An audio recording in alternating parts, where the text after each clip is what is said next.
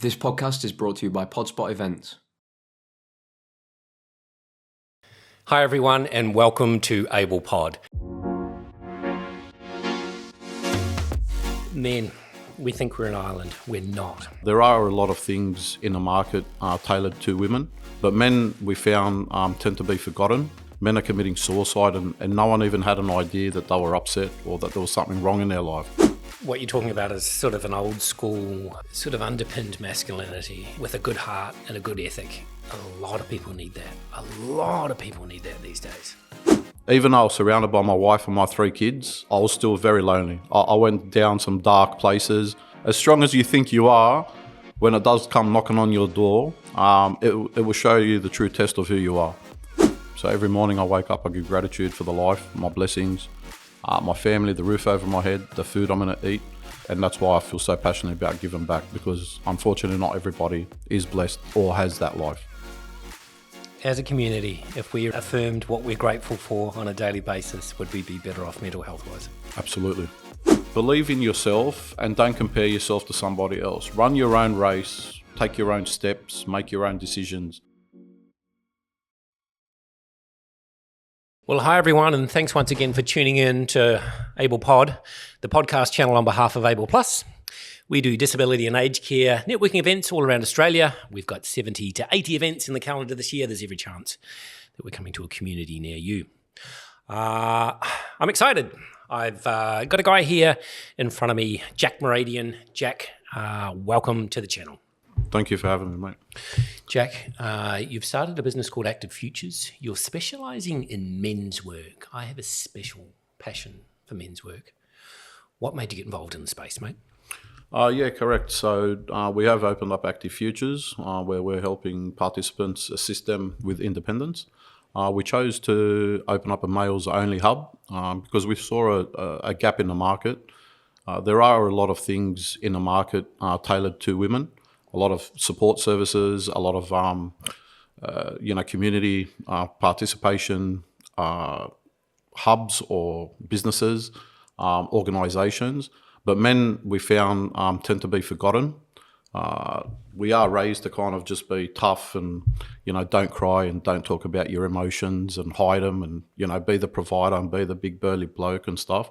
So we saw a gap in the market, and just from kind of the stories you hear out there, especially around men's suicide, most of the time men are committing suicide and no one even had an idea that they were upset or that there was something wrong in their life. And that, again, comes down to them not being understood or keeping quiet or not having that network around them to speak. So we created Active Futures. We've created a safe and welcoming space for our hub members to interact with other hub members of similar disabilities and just feel like it's a place like they belong. A safe place. They can come in, say hello to their mate, meet new participants, but at the same time, learn life skills, learn cooking lessons, work out in a gym, have some competitions on Street Fight or a Pac-Man, table tennis, whatever their poison is. We've got a lot of in-hub activities for them to partake in. Jack, I love so much of what you just said. Men, we think we're an island. We're not. No. We are... Our rates of depression and suicide are phenomenal, especially in regional areas in Australia. We arguably are the forgotten factor in society because we're meant to be the ones holding it all together. We're not holding it all together. Yep. What you're doing is creating a safe space, but you're also creating a space with a shared empathy. And you can come in there and through making it a male-only space, you can be 100% yourself. And obviously it's working well. You took a business risk by doing this. In fact, you could have segmented the market by 50%, but how's it going? Yeah, absolutely. So we have had some phone calls or inquiries saying why males only, it should be inclusivity and stuff. But we all know that there are a lot of things aimed at women, and you don't hear men saying why women only. So we did take a risk in opening up a males only centre.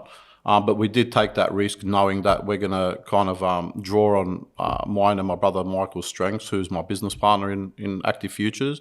Just our life skills. We're both from a building and trade background. We've taught apprentices and trainees over the years and who have gone on to open up successful air conditioning businesses. They tend to stay in touch with us saying like, thank you very much for training us, getting us to where we are in life. If it wasn't for you guys, we wouldn't have reached here. Are we talking about skills training or mentoring? Are we talking about coaching or a little? So a bit of mentoring, life skills. I mean, a lot of my hub members, I have personal conversations with them about things that are bugging them. Mm-hmm. Whether it's, they like a female, but they don't know how to go about talking to her. Mm-hmm. Or they're having an issue with a friend, but they don't know how to resolve it without resorting to anger or bad words or arguments and stuff. So it's kind of like a whole, it's a hub not kind of defined by certain little things. It's kind of like an overall thing. It's a hub to come and hang out, be who you are, but at the same time by mixing in with other like-minded hub members, as well as us introducing them or teaching them our life skills, we're kind of like rounding them out. Rounding out our hub members, changing the way that they think about things, making them believe that there is light at the end of the tunnel. If you just put in the hard work, you can definitely get somewhere in life. No one's going to give it to you on a silver platter, and that's what we try and teach.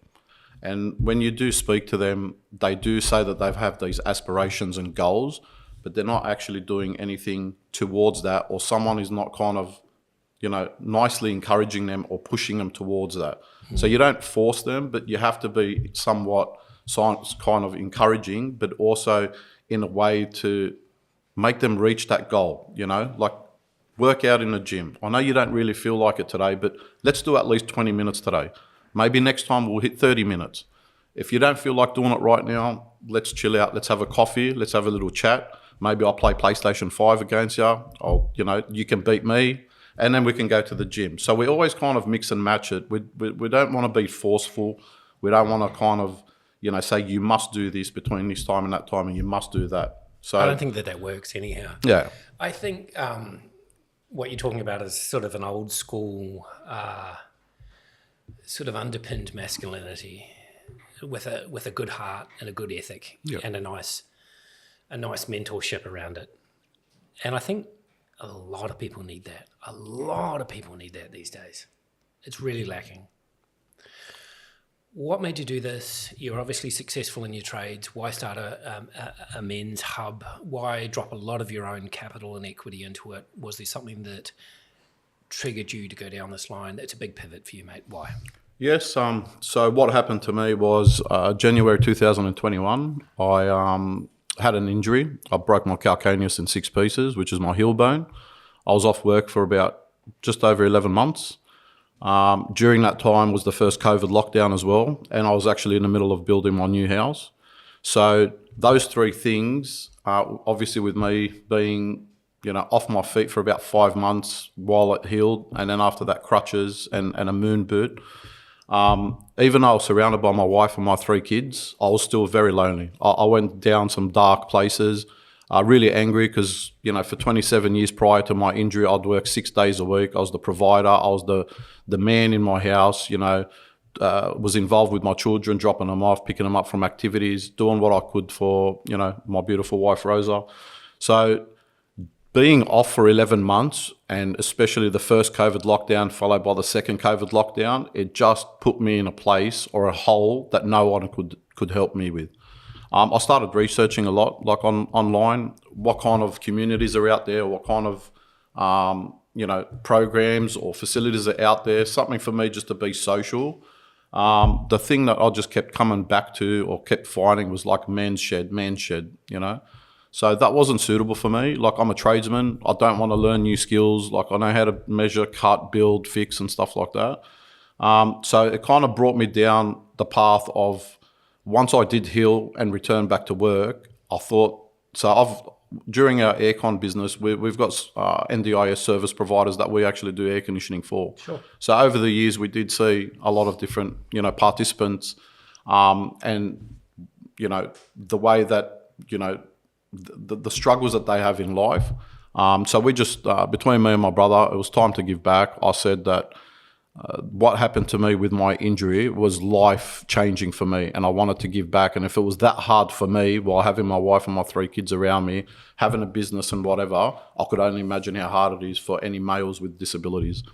So that's what brought us down the path. In the beginning of 2023, we started studying. In May, we sat our audit. We just got our registration a couple of months ago. So yeah, and Active Futures was born. It's been a labour of love since the beginning of 2023.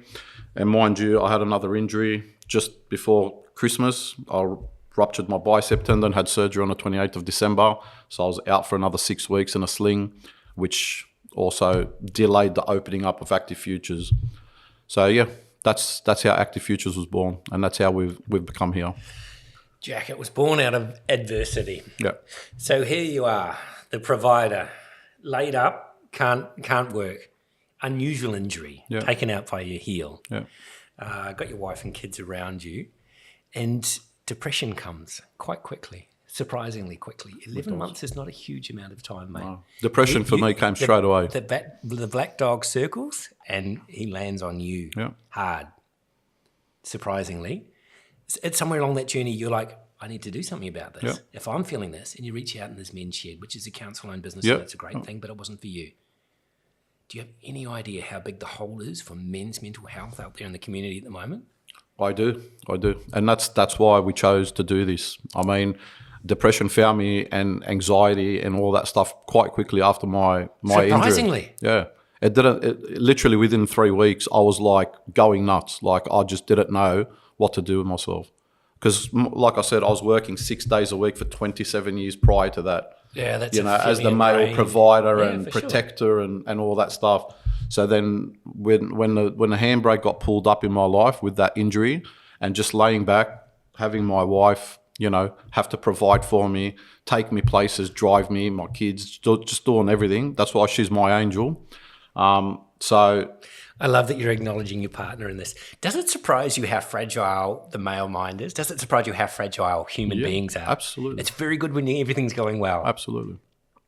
As strong as you think you are, when it does come knocking on your door, it will show you the true test of who you are. So I did struggle. I went down some dark places, but eventually I did heal. Eventually I did return to work, and yes, we did open Active Futures, but I wanted to kind of, give back to our male hub members in the way that, don't worry, there is hope. Don't worry, you're not alone. If there's anything that's irking you, or you don't know how to go, do you want to get a job? Do you want to get a traineeship? Do you want to get an apprenticeship? Do you want help in being more organised at home? Do you want to know how to speak to females? Not that I'm a guru or anything, but just the day-to-day stuff that we know, treat a girl with respect, all the things that we take for granted is the kind of stuff that we're kind of trying to give back to our hub members.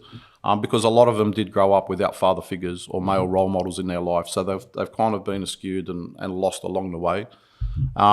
So we're just here passionately trying to connect with one another, give them a safe place to come and interact with one another, but at the same time in a fun environment, actually teach them those life skills. So cooking lessons and working out in the gym have been our 2 most popular things. I love it. Yeah. What's wrong with learning how to feed yourself and build a healthier body? Nothing. These are fundamental great things to be doing with your life. And we've had a lot of our hub members as well help us in putting together certain things like the barbecue and fixing and putting stainless steel tables together. Like that means they want to contribute to your community. Yeah, absolutely. They're engaged. You're engaged emotionally.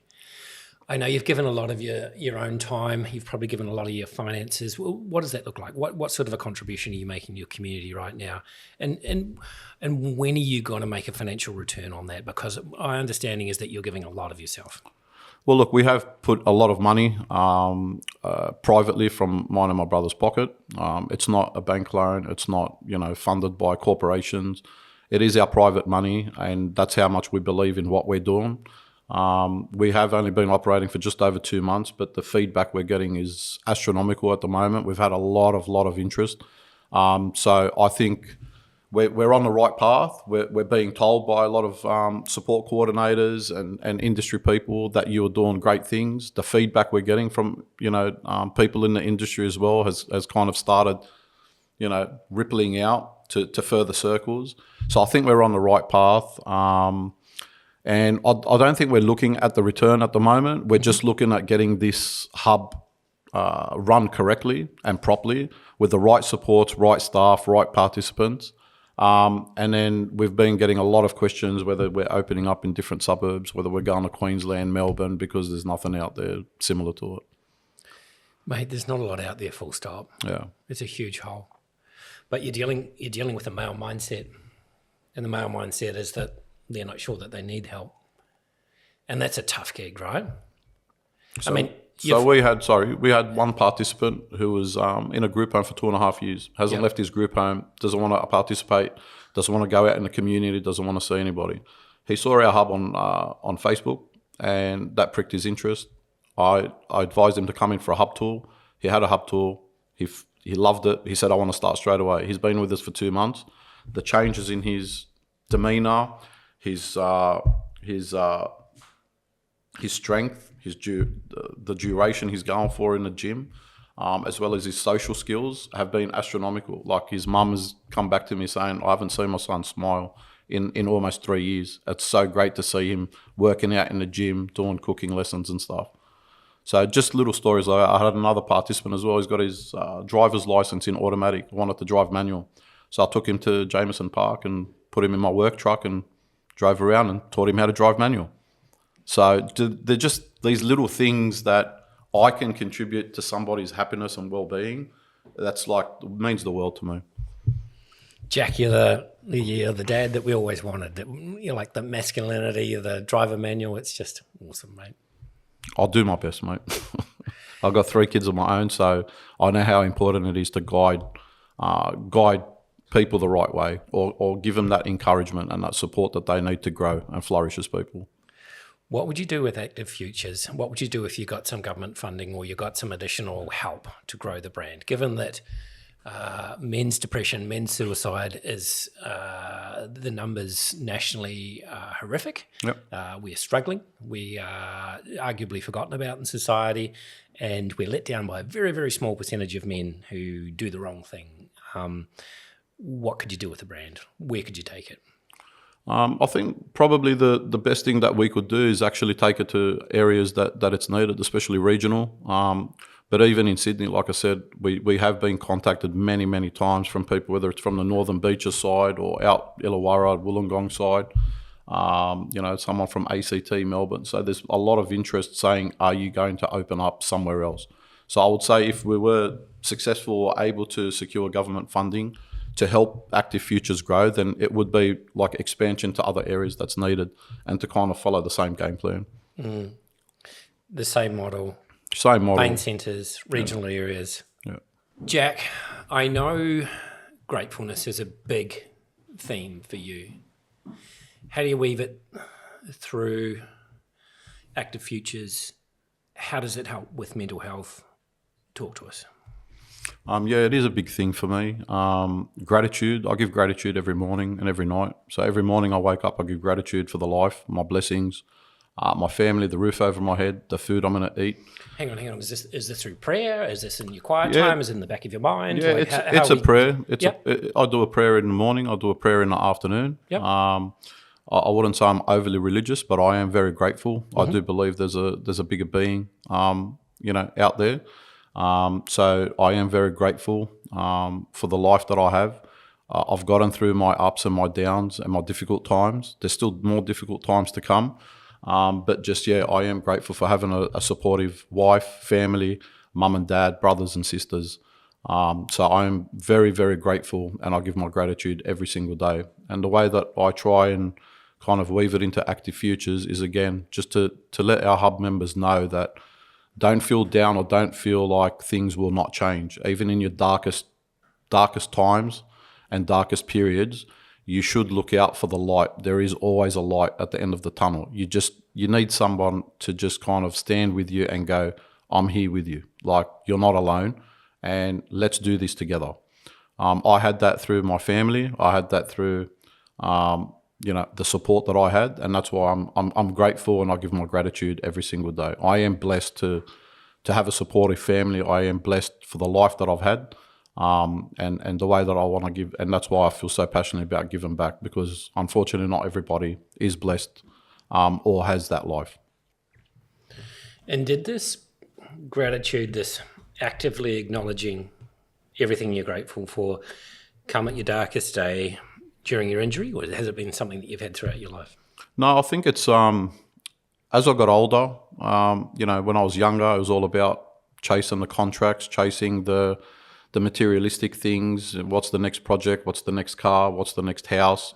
But as you get older, like, things shift, and especially since my injury happened, it just showed me how fragile life is. Not that I went through something that I was about to die, but my injury severely impacted my life, and that was just a small little injury. So that kind of put things in perspective. That really, at any given moment, your life can change for the worse. I could have been a lot worse. From the injury that I have been told by my specialist, certain people have had to have their legs amputated because of the soft, spongy shock absorber material underneath your heel completely disappearing. So it could have been worse, and that's why that was like my turning point. After I got through the darkness, back into the light, I started looking at life differently. I started looking at my kids. I wanted to leave a legacy for them. I've had my son Xander, who's 16 years old, or turning 16. During the school holidays, he so badly wanted to come to the hub to be part of it, and then that I felt proud. I felt proud that instead of spending the school holidays wanting to be with his friends and go to shopping centres and do whatever, he actually wanted to come to the hub to be part of the hub, or to spend time with the hub members. So he taught them. He went through some karate drills and boxing, holding boxing pads and stuff like that.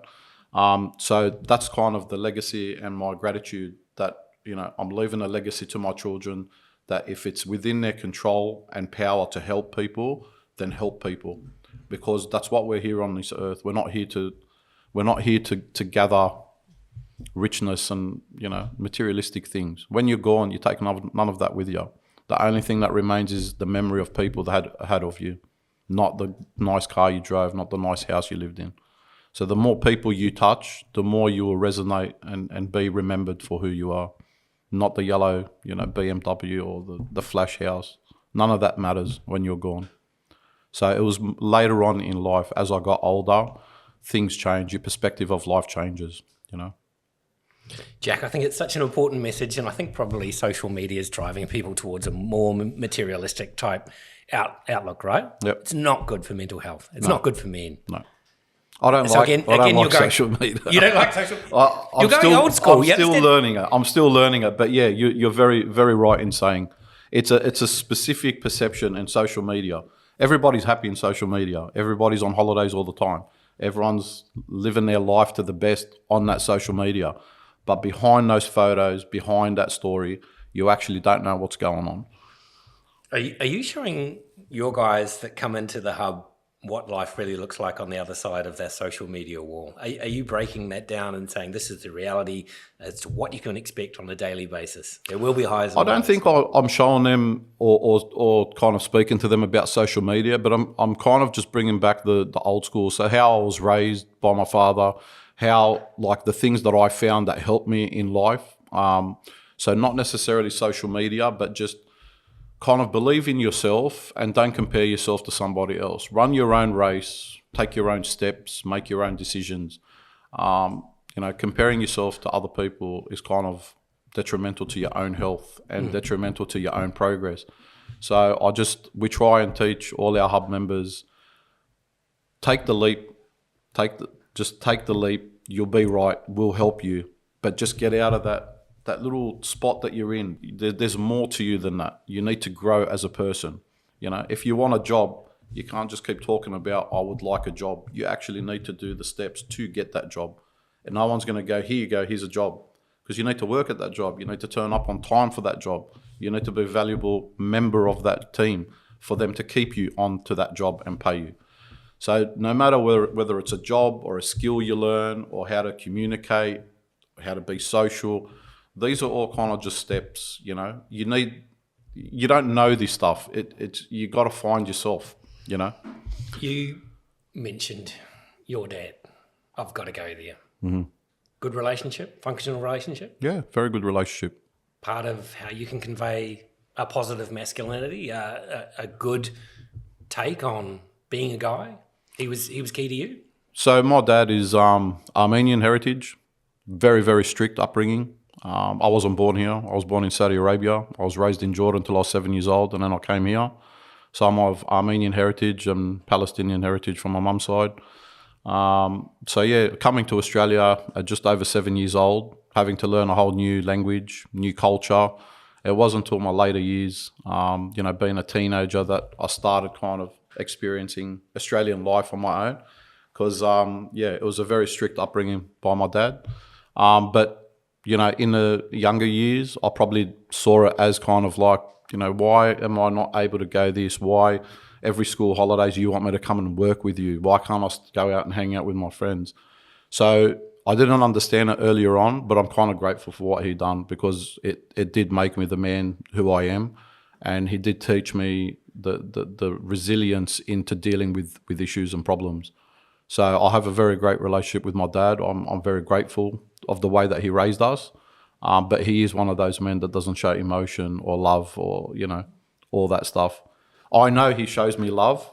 I know his love language, but it's not like a pat on the back or a hug or I love you, son, It's I know he loves me from his other love language, you know what I mean? But other than that, I'm very grateful.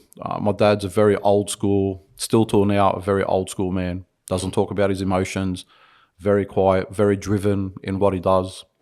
And he's still on the tools at 74 years old.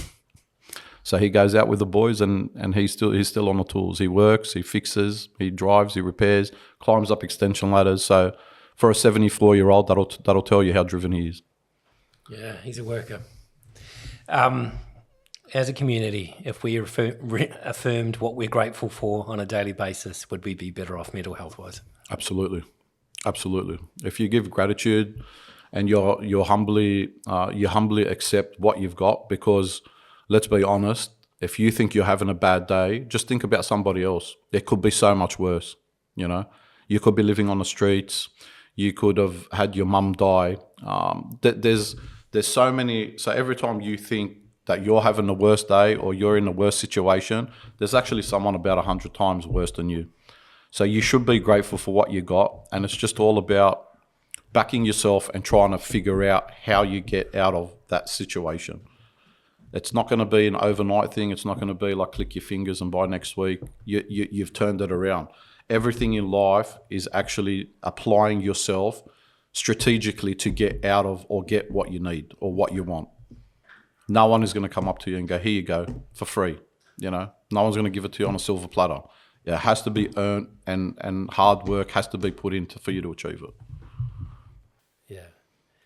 No, it's really needed in the community, Jack. I think what you're doing is really commendable. What does a sort of a good interaction sort of look like in terms of somebody coming on board, and when you take them into the community or when you have them at your hub? What sort of changes are you really seeing? So when they're walking in, when our hub members are walking in for the first time, so they're very cagey, very kind of reserved, a little bit nervous to meeting other people. I mean, we had our very first hub member join us who did not like women because of his past history. Yeah. And that childhood trauma has grown up with him, so he didn't like women. But within 2 weeks, he was doing cooking lessons with my wife, Rose, and taking photos. So just things like that to break down that normal stigma or barrier that participants or hub members thought that they're kind of stuck in. So just those personal gains, whether they're growing stronger, doing more reps in the gym, coming eager the next time to meet new participants, high fives, leaving, when we're dropping them off, providing transport, saying, it's the best day that I've had. I loved meeting X, Y, or I loved meeting him. It's the best day that I've had? Yeah. You've had this? Yeah.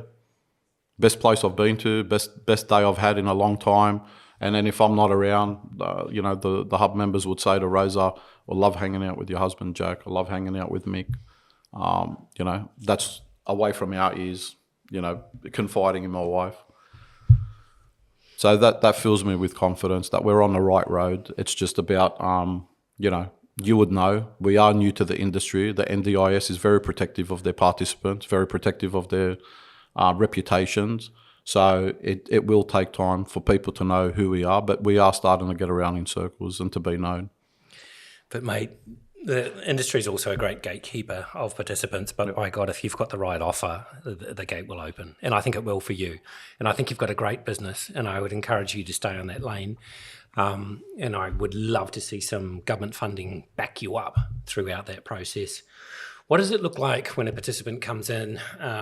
You talked about previous childhood trauma potentially coming into play within your space. Do you have the right referral pathways? Are you connected to pass people on into psychology, into drug rehab, into some of those other things? Is that's all part of the community, right? Yeah, so I do have some contacts since we started. Obviously, I'm still new to the industry, so I'm making more and more contacts and meeting new people.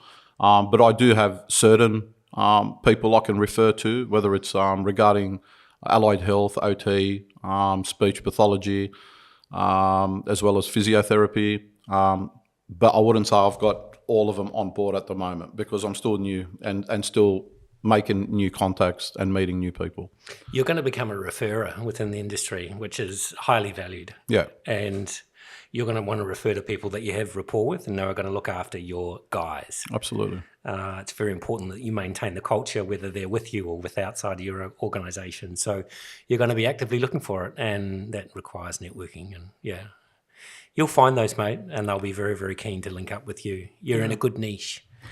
The industry doesn't niche, doesn't run in lanes often enough. They try and be everything to everyone. So I think you're doing really good work. I hope so. Jack, that's been an amazing chat. Just before we go, tell us a little bit more about what the Penrith community means to you, mate. So the Penrith community, to us, there's a lot of support needed in the Penrith community. It's quite a large area and population, as well as the surrounding areas. So there are services that are very much needed, not enough services at the moment. So being new to the Penrith community as well, like we do really want to give back and be very, very present in the community, whether it's, linking up or collaborating with Penrith locals, sports teams, council, especially community participation in the community. So we really do want to be kind of like a stable place or very well known for what we do in Penrith. I think you will, mate. I think you'll cut through. I think, you've got the right personality. Obviously, you've your business brand says all the right things, and you're not trying to be all things to all people, which is very, very common in the space. So I think you'll find your niche, and I think people will be drawn to you. So I commend you, mate. And Penrith needs you. Thank you. So congratulations. Thank you very much. Jack, I love what you're doing at Active Futures. Men's work's super important. I don't know of anything at the moment in terms of men's mental health that is more important. We're not doing a good job of it. Community hubs like yours are helping change that, and I think that's really important. I'd love to see it roll out nationwide. I'd love to see corporate Australia get behind it. I'd love to see some government spending get behind it. I'd love to see men realise that we're not a fucking island and take on board some help. Well, that's what we're trying to do. We're just trying to break down those barriers and let males know that it's okay not to be okay. It's okay to say that there's something on my mind. There's something that's bothering me. I'm not happy at the moment. I'm angry, but I don't know where to put that anger to, or I don't know how to change my mood or my persona at the moment. So we're really passionate about providing that service in our hub for them to kind of go, I know what it feels like. I know what you're going through right now. Don't think that it's all over. Let's do step number one. To climb a mountain starts with step one. Don't look at the mountain going, I'll never get there. You need to start on step one. Step one is followed by step two. Then before you know it, you look back 6 months later and you're like, how did I get here? You didn't think that you would get halfway 6 months later. You just started with the first step, and people like ourselves encouraging you and going, you can do it. And that's all it requires, is some self-belief within themselves, but someone also, believing in them and their ability that they can achieve it. Beautifully said, mate. Team, that has been Jack Mouradian of Active Futures. He's the director of an incredible men's hub in Penrith. Jack, thank you for coming and sharing your story with us today. Thank you for having us, Ian. You're Much so welcome. appreciated. This has been Able Pod on behalf of Able Plus. Thanks very much for tuning in again. See you, team. Thank you.